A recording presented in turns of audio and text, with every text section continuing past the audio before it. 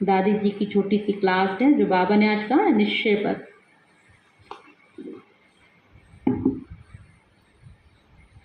दादी गुलजार जी की क्लास है 16/6/2007 की। इसका हेडिंग है वरदान प्राप्त करने का आधार मन बुद्धि की स्वच्छता और एकाग्रता। दुनिया में अगर वरदान प्राप्त करना होता है तो अपना मस्तक झुकाना पड़ता है, लेकिन हमको वरदान लेना है तो हमें क्या करना है? बाबा ने भिन्न भिन्न मुरलियों में यह स्पष्ट किया है कि वरदान लेने के लिए, वरदान अनुभव करने के लिए हमारा मन और बुद्धि आधार है। उसके लिए एक तो हमारा मन एकाग्र होना चाहिए। एकाग्रता से कोई भी चीज़ बुद्धि में डालो तो धारण हो सकती है। हमारा मन अगर एकाग्र नहीं है, हलचल में है, तो हम वरदान सुनेंगे, बाबा हमें वरदान देगा, सुनने में बहुत अच्छा लगेगा, लेकिन अंदर उसका फल मिले, मेहनत ना करनी पड़े। वरदान लिफ्ट का काम करते हैं।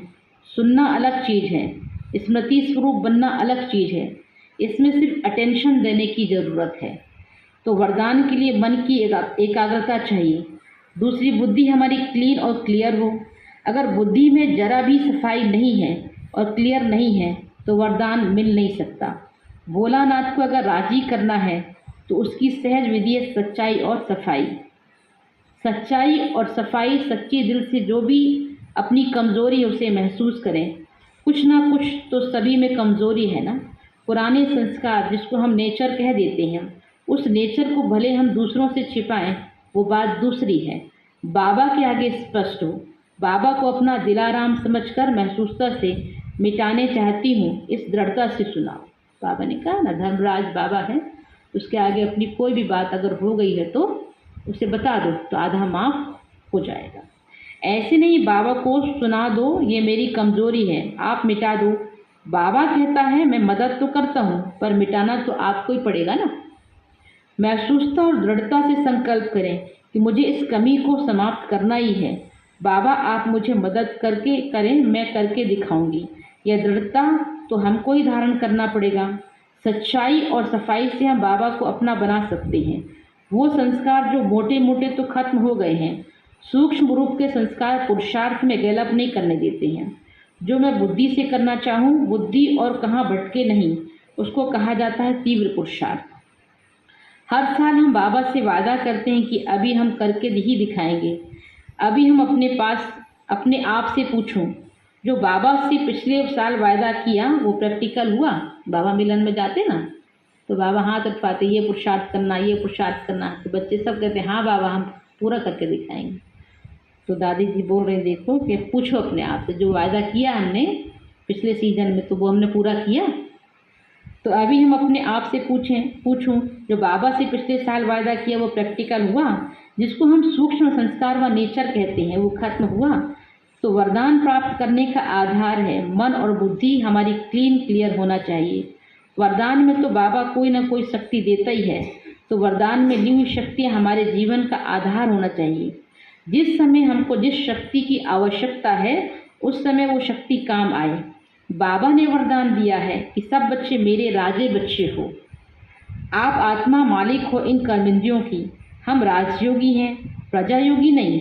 तो बाबा ने पहला वरदान स्वराज अधिकारी भव का दिया है। वो वरदान जिस समय चाहिए उसी समय काम में आता है। देखना है, चेक करना है कि मैं स्वराज अधिकारी आत्मा हूँ। मन बुद्धि संस्कार कंट्रोल में है। हमारा मन और बुद्धि क्लीन और क्लियर है। ये तीनों बातें चेक करनी है। बाबा ने कहा है मैं तो हर एक बच्चे को नशे में देखना चाहता हूँ। कोई पूछे कि भगवान कहाँ रहता है तो आप फलक से कह सको कि भगवान कहाँ रहता है? हमारे दिल में। हाँ, मेरे दिल में। हाँ, दिल में रहता है, फलक से कह सके, है ना।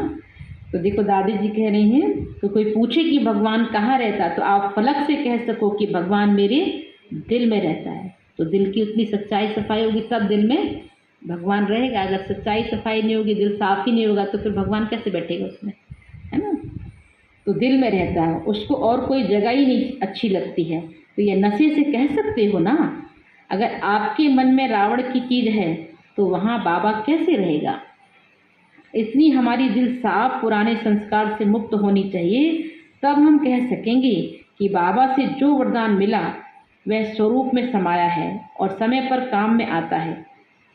पेपर ज़्यादातर साथियों और जिज्ञासुओं से ही आता है।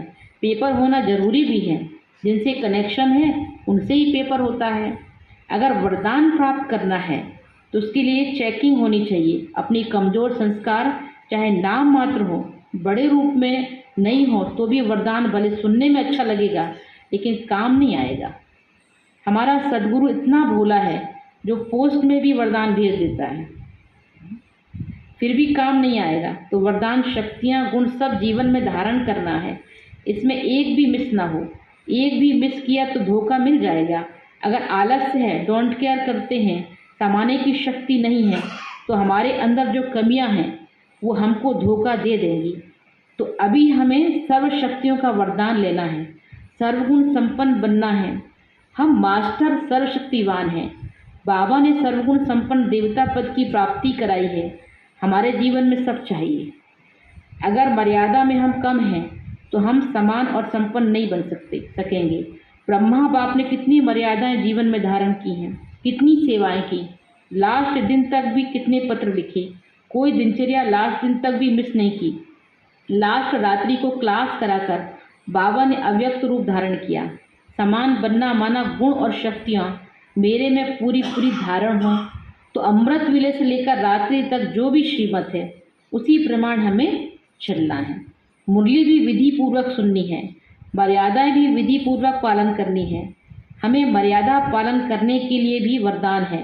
वरदान को स्वीकार करके उसे स्वरूप में लाना है। तो यह चेक करो, सिर्फ वर्णन नहीं करो, स्वरूप बनकर दिखाओ। तो जैसे बाबा हम बच्चों से चाहता है वैसे हम बनकर दिखाएं। अभी गोल्डन चांस है। जैसे मम्मा का एक ही शब्द था, बाबा का कहना और मेरा करना। बाबा के मुख से जो निकला वो मुझे करना ही है, होना ही है। ऐसा निश्चय प्रैक्टिकल लाइफ में हो। हम लोगों को भी मदर फादर को पूरा फॉलो करना ही है। यह भगवान का वरदान है, कोई महात्मा का नहीं। इस एक एक वरदान में कितनी ताकत भरी हुई है। वो ताकत समय पर हमें काम आए इसलिए ही तो मिली है। इसके लिए मन की एकाग्रता, दृढ़ता और बुद्धि की क्लीननेस और क्लियरनेस चाहिए। वो हम सब चेक करें और चेंज करें। दूसरा चेंज में सहयोग दे सकता है, लेकिन फिर भी चेंज खुद को ही करना पड़ेगा। परिवर्तन तो खुद को ही करना पड़ेगा। कितनी अच्छी क्लास है। वरदान लेना है तो कैसे होना पड़ेगा? क्लीन और क्लियर, सच्चाई और सफाई। स्वच्छता होगी तो बाबा दिल पर बैठा रहेगा। अच्छा, ओम शांति।